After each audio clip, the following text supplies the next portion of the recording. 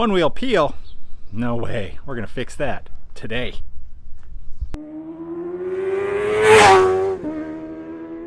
This is pretty much the worst video ever made. Napoleon, like anyone can even know that. Hello my friends, and welcome to Tom's Tinkering Adventures. Today we're going to be trying to install a limited slip differential in my IS300 rally car, Gambler 500, Cheap Thrills, whatever you want to call it. So let me show you what we got here. I brought my buddy over, he's backing the car up so we can get ready to install it. And here is my LSD limited slip differential. Picked this up off of eBay of all places. There was some local available, but this one I found at a reasonable price on eBay. Now this is out of a Scion, I believe. But the Toyota Type 86, the Subaru BRZ, and the Scion FRS, all of those have this limited slip differential. I can't remember the name of it here. It's written on here somewhere. There we go. It's a Y38. You can see right there it's a Toyota Motor Corp. Now this thing should be an almost direct swap into the IS300. If you get an IS300 limited slip, you're going to pay considerably more. So you can keep your eye out for these. And I paid $150 for this thing shipped to my door. So we're going to get started. We're going to get the car on jack stands and remove the old differential. Alright, so we're removing these axle flanges for the axles. And what we found has worked best is to line it up on the top. And I have a really long extension. And we get that in there. And I got my helper. He's not no cameraman though, so you're going to have to deal with my bad camera skills. I'm sorry. Is it in there? Yes. No, it's not in there. It's just turning. Okay. So we get that in there. We hammer it in. Make sure you have it fully seated. And my electric impact, which is usually pretty good, hasn't been breaking these things loose. I'm going to have to look up what the torque is. So been using the Mongo extension. Break them loose. And then once they get a little bit loose, then we'll take the impact, get them out. As you can see, we got 5 out of this side, the other 6 are out. So our axle flanges are almost off, and then we're going to go underneath. Okay, in the back of the differential, there's 3 of these Allen bolts, one on the passenger side and then 2 on the driver's side. So this one on the passenger side, there's plenty of room to get in there with a Allen socket like this, but there's not enough room on these driver's side ones. So we were trying to figure out what to do with this. I don't have a 12 millimeter, that's what these are, 12 millimeter Allen like L wrench. If you have one, it might fit in here, or you could even cut the end of it down. But what we did is we just used this and put a 12 millimeter wrench on it. And we had to put a pipe on the end of it, but we're able to get the lower one. That one's loose. Now we'll get the upper one. And then when we're done with that, then there's the 2 forward mounts right here. I don't know, what do those look like, a 17 or a 19 millimeter? And we've already removed the drive shaft bolts, 4 of them there. You have to take this cover either off or loose, the little plastic cover. So as soon as we get this last one loose here, we'll loosen the front ones, and then we'll probably put the floor jack under here. Or Eddie, you want to just bench press it? Yeah, we'll get the floor jack. Our trick with the wrench and the socket worked really well, except that when you get the threads all the way out, then it won't come out. So just get it loose and then partially out, and then take the socket out, because the socket will back out against the end of this thing. Yeah, it's always something. And then when we got the last one out, the weight of the diff was kind of hanging down, so you just had to lift it up. You could do it very easily with one hand. And we have removed the driver's side forward mount, and the passenger side forward mount is about ready to come out. We got the jack stand under here. All right, stay clear because this thing isn't really balanced, and well, I don't know, where should I go? Maybe a little bit forward. All right, we're gonna get it out.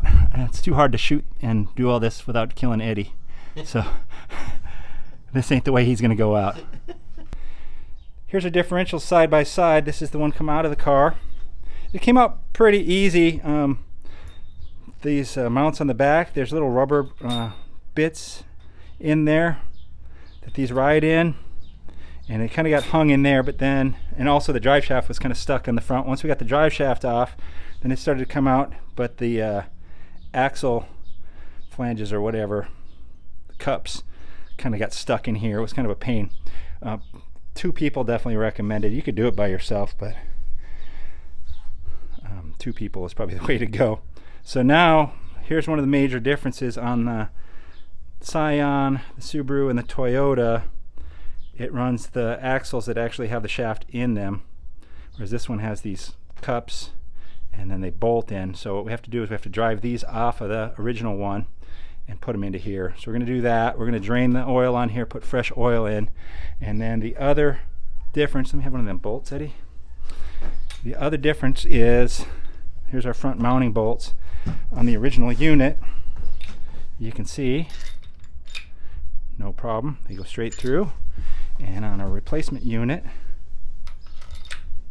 they don't, because the shank or the shaft or the whatever you want to call it, the girth, it's a little bit too big on these bolts. So there's a couple solutions. You can order the bolts that come from the factory for the Scion, the Toyota, or the Subaru that this differential came out of. I've heard of people just putting washers under here, but you have to have that many washers. And I think what we're going to do is we're going to try to drill this out a little bit with a step bit, because it only has to get drilled out just this amount here, whatever that is, 1/4 of an inch maybe. So I think that's what we're going to do. We're going to drill that out. So we're going to do that. We're going to remove these flanges, install them on here, oil change, and then this is going back in. And I don't know, maybe we've been an hour so far? Yeah? Rowdy. All right. Maybe. I think we spent an hour BSing before we started, but it's going smooth. All right, we already got one of these off. It went really well, actually. We were kind of thinking it was going to be a bigger pain in the butt than it was.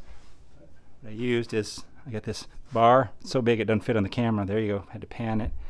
And I went right here, and I hit this end with the hammer. Oh man, look at this action photography. Here we go. Going back. Does it all fit in the frame? Oh my goodness. Let's see if it comes off. This other side might not come off. The other one came off in like 1 or 2 hits. There you go. We literally spent about 2 minutes taking those off, and I've heard that's kind of a pain in the butt. And then we've already drilled these out. I just used my step drill. You can see all the mess around here. Those go all the way in now. There you go. So now what we got to do is remove these little caps they put in to ship these, and install these, change the oil, and this is ready to go in. Well, this thing kind of went in pretty easy, I have to say. It took us just a little bit of a minute to get the axles into these cups here. What we did is we basically put it in at a little bit of an angle, got these ears in the back into these rubber mounts, and then up she went. We got one of the front bolts in there by a couple threads, and then just wiggle it around and got it all in here. Right now we have the 2 front bolts snugged, the back 3, they're just like finger tight snugged. Next we're going to line up all the axle mount bolts. There's 6 on each. And then the front drive shaft mount. Oh, I forgot to mention, it makes it much easier if you drop this sway bar right here, just off of the mounts to get to these. I suppose you could take it all the way off if you wanted to, but yeah, all we gotta do is get these all started in here and then tighten everything up. We got fresh fluid in there, a little bit over 1 quart is what it took. And yeah, this is going nice. We got the IS300 back on the wheels. Let it warm up for a minute, and then we're gonna see if we can make smoke come out of both tires.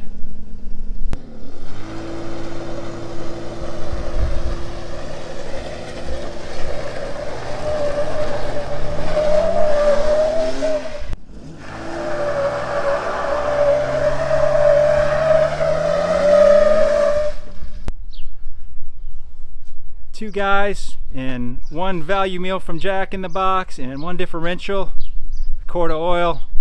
Pretty easy. We got her done, and now I'll get twice as stuck with this thing. You know, I thought I was going to put this in so I wouldn't get stuck, but I bet that this is going to dig 2 wheels and bury me even further. But that's half the fun. We got another Gambler event coming up real soon, so I think my buddy Eddie, who helped me out with this, he's going to join me, and we're going to see how it is. We're going to have fun no matter what we do, because that's how we do it. All right, if you're liking my content, give me a thumbs up, leave a comment down below. If you're not already a subscriber, please consider doing so. Remember, it's absolutely free of charge. Thank you very much for watching. Get out there and find your adventure. Adios.